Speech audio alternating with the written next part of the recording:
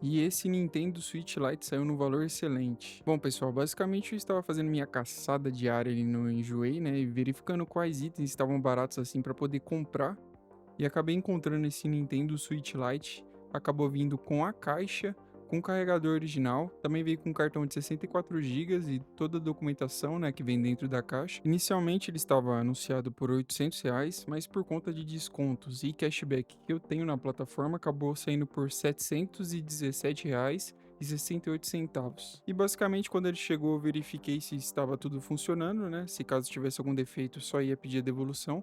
Mas no caso aqui estava tudo funcionando, e com tudo verificado e funcionando, eu logo parti para poder fazer a instalação do mod chip nele. Bom, então eu vou estar fazendo meio que uma explicação por cima aqui nessa parte, né? Que é a parte que eu desmontei todo o videogame para poder fazer a instalação dos flats e do chip de desbloqueio. Essa parte aqui já é a parte da desmontagem do aparelho, né? Com bastante cuidado eu fui ali fazendo, porque esses parafusos do Nintendo Switch, qualquer modelo do Nintendo Switch, eles estragam com certa facilidade. Então tem que ser exatamente parafusos na medida para acabar não estragando, né?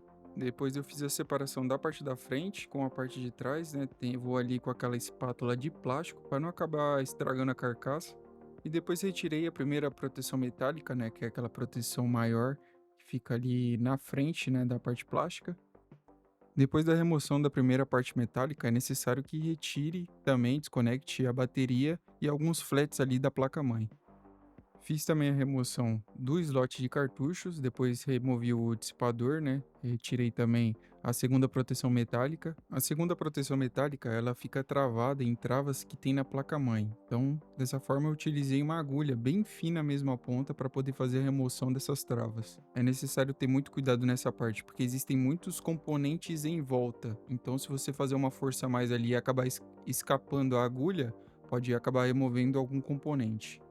Depois disso, eu fiz a limpeza, né, da pasta térmica na onde eu vou colocar um dos flats. Exatamente onde eu fiz a limpeza é onde ficam os capacitores na quais vão ser soldado o flat, né? Então tem que ter muito cuidado. Eu fui ali com uma escova, álcool isopropílico também, passei um paninho bem devagar para que não acabasse removendo nenhum dos capacitores. E nessa parte eu já começo a estanhar os pontos de solda, né, na qual eu vou instalar um dos flats. Aqui eu utilizo um estanho em pasta, né? Fica muito mais fácil depois para fazer a soldagem do flat. E com um arame, né? Aqueles arames revestidos de jardinagem, eu pego um pedaço e vou ali passando exatamente nos pontos. E em seguida vou passando ferro de solda para justamente derreter, né? O estanho em pasta. Essa já é a parte em que eu posiciono o flat. Vou fazendo ali os ajustes na medida para poder deixar ele na posição correta para todos os pontos. Nessa parte eu entrei até na frente das câmeras algumas vezes, porque eu estava sem nenhum microscópio, né, não estava utilizando nenhum item ali, eu estava olho nu fazendo o posicionamento do flat, né, e é necessário posicionar ele de uma forma que pegue todos os pontos de solda. Depois de posicionar o flat corretamente, eu fui ali passando mais estanho em pasta para poder fazer a soldagem do flat. E finalizei essa parte fazendo a limpeza, coloquei ali álcool isopropílico na escovinha e terminei de fazer. A segunda parte do primeiro flat eu acabei invertendo o flat, então eu fiz a soldagem certa, porém como o flat estava invertido não dava para encaixar no chip. Por conta disso eu não vou estar mostrando, né, segunda parte, eu vou estar mostrando a correção que eu fiz nessa segunda parte. Nessa parte já começa a instalação do segundo flat. Essa é a parte mais difícil, justamente porque esse flat ele fica em cima do processador e ele é soldado nos capacitores, e são capacitores extremamente pequenos. Eu começo ali soldando a parte do terra, para que o flat não fique se movimentando na hora que eu for fazer a soldagem dos pontos nos capacitores. Depois eu abaixo o flat ali nos pontos dos capacitores para ficar o mais rente possível com a parte plana do processador. E em seguida, como eu fiz no primeiro flat, eu pego o arame revestido e vou passando ali o estanho em pasta nos pontos onde vou ser soldado o flat. Depois de passar o estanho nos pontos, né, eu vou ali fazendo o processo de solda ou dando pequenos toques ali para poder fazer a soldagem correta no ponto de solda do flat e nos capacitores. Tem que ser bem rápido e bem preciso mesmo, porque são capacitores de extremamente pequenos, e se você deixar um pouco ali, um tempo a mais, esses capacitores podem sair durante o processo de solda.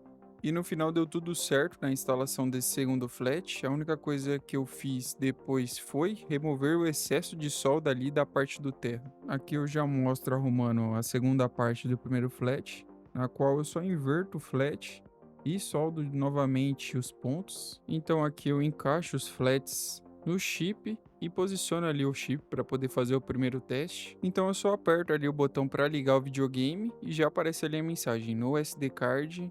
Isso significa que a instalação do chip deu certo. Depois disso, o que eu fiz foi instalar uma fita Kapton para poder fazer a parte de isolamento do chip e depois terminei de montar o videogame. Eu acredito que explicando dessa forma possa parecer um processo fácil, porém na hora que você vai fazer mesmo o processo, como são componentes extremamente pequenos, é muito complicado. De qualquer forma, eu não considero esse vídeo como um tutorial, só estou mostrando o que eu fiz, né, no videogame.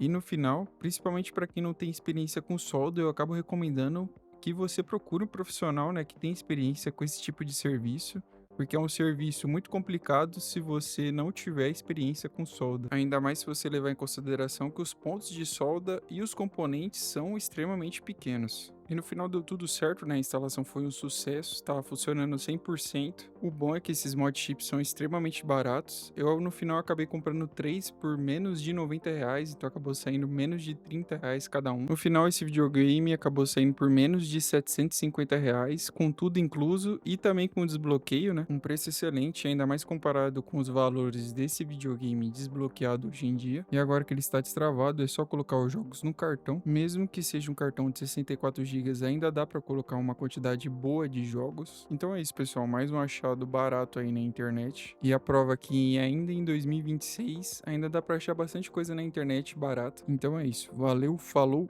e fui.